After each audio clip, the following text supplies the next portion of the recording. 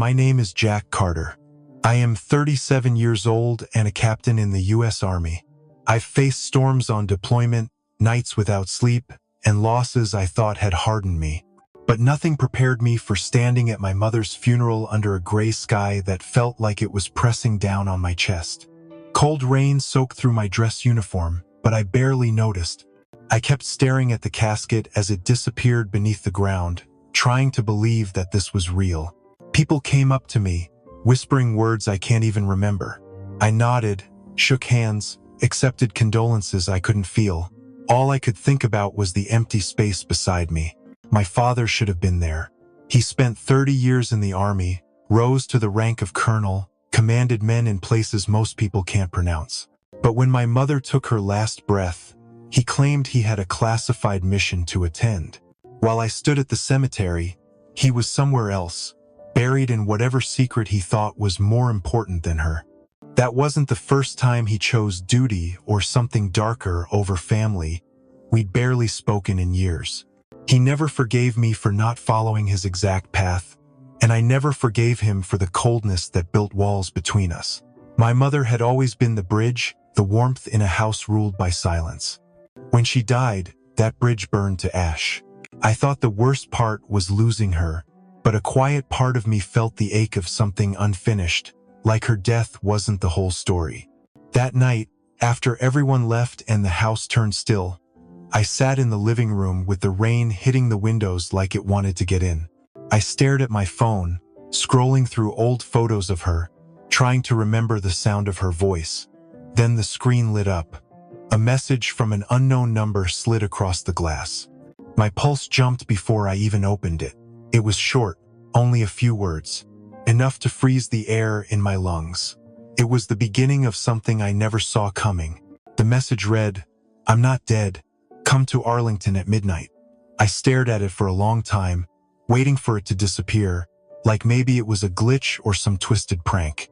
My breath caught in my throat, and for a moment, everything inside me went still. I checked the number. It was unlisted, just a string of digits I didn't recognize. My first instinct was to delete it and go back to grieving the way I was supposed to. But then I saw the name it ended with, Cricket. That's what my mom used to call me when I was little. No one else ever did, not once. I blinked hard, my fingers frozen over the screen. It had to be a coincidence, right? Maybe someone close to the family trying to mess with me, or worse, test my sanity. I'd seen soldiers fall apart for less. But that nickname hit something raw. It was carved deep, like a scar from childhood you don't realize is still tender until someone touches it. I started to shake. Not from fear, from something older.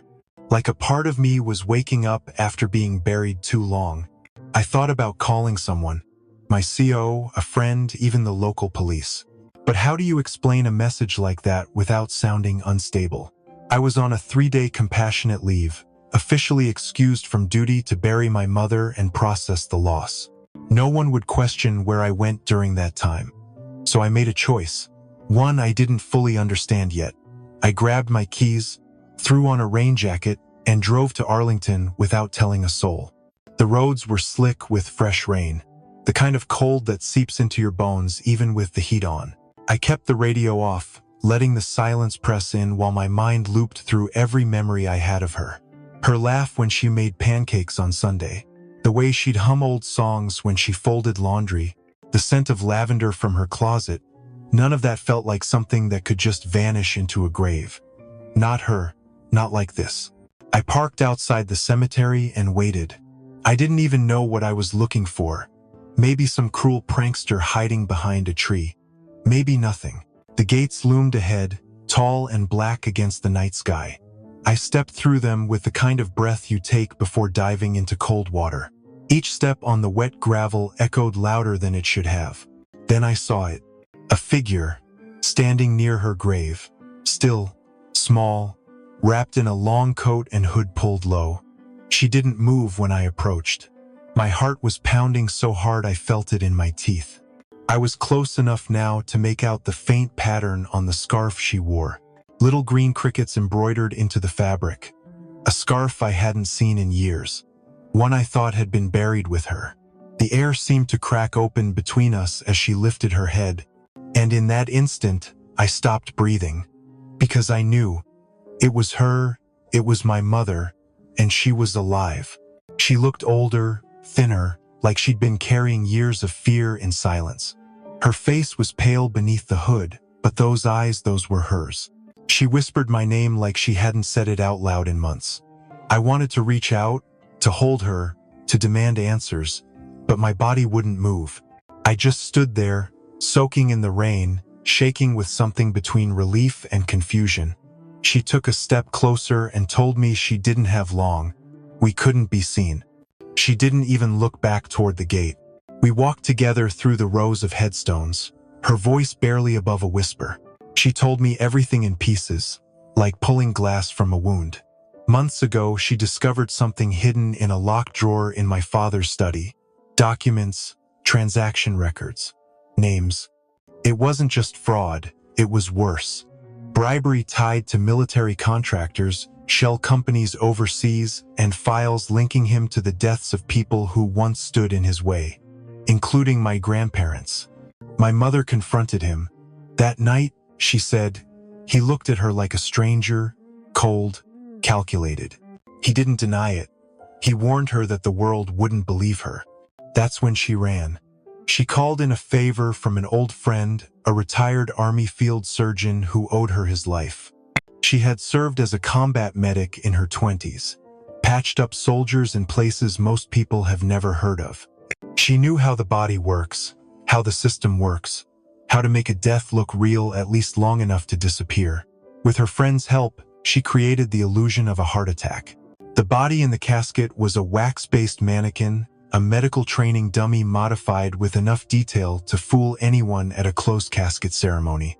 She had planned to stay gone, to vanish. But when she heard I had come home, something shifted. She couldn't leave me in the dark, especially knowing what I might inherit, not just her grief, but the danger. I stood there listening, the cemetery spinning slightly around me. My father, the man who raised me with discipline and silence. A man I tried to live up to, only to realize I never really knew him at all, and now he wasn't just a ghost of a bad memory.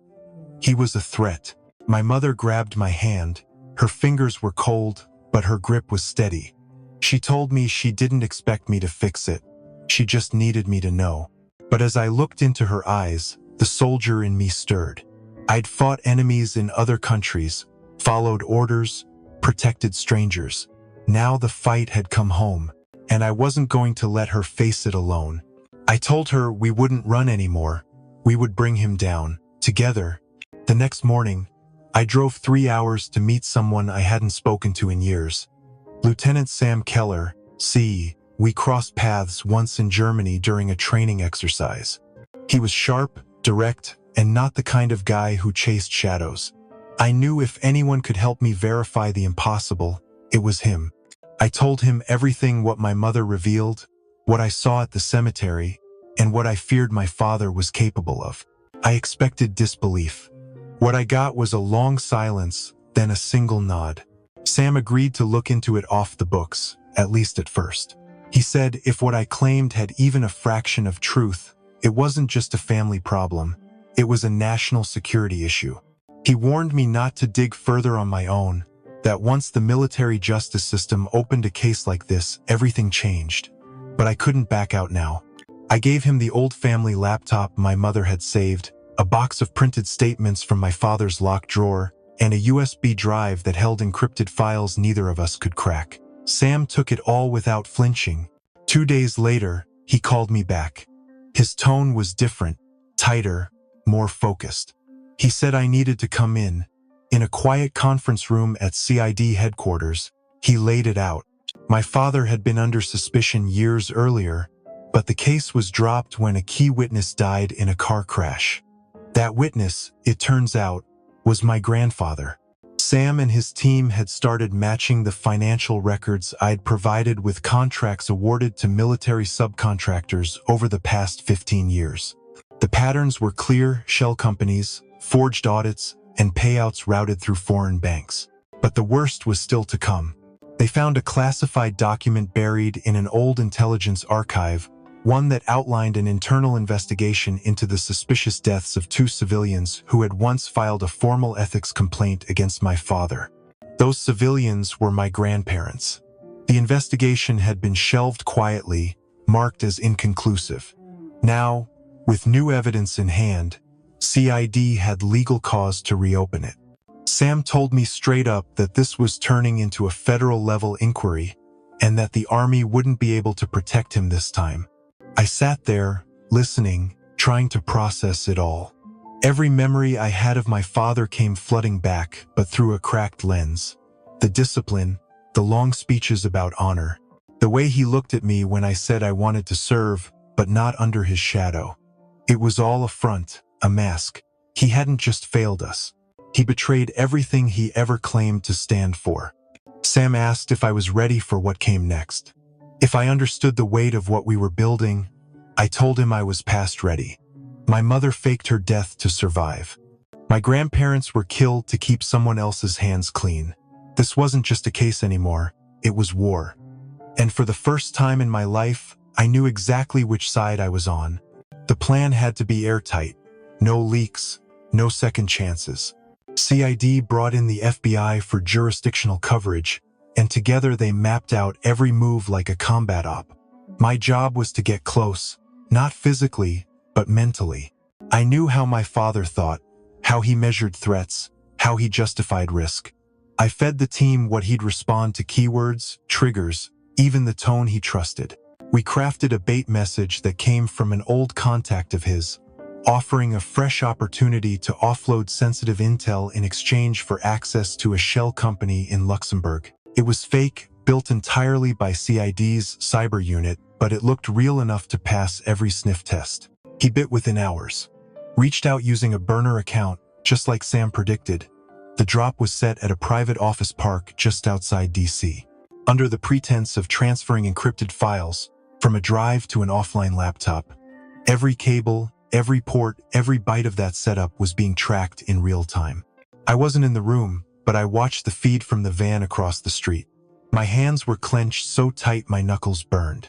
The air inside felt too thick to breathe. He walked in right on time, calm, dressed in a tailored coat. You'd never know he had blood on his hands.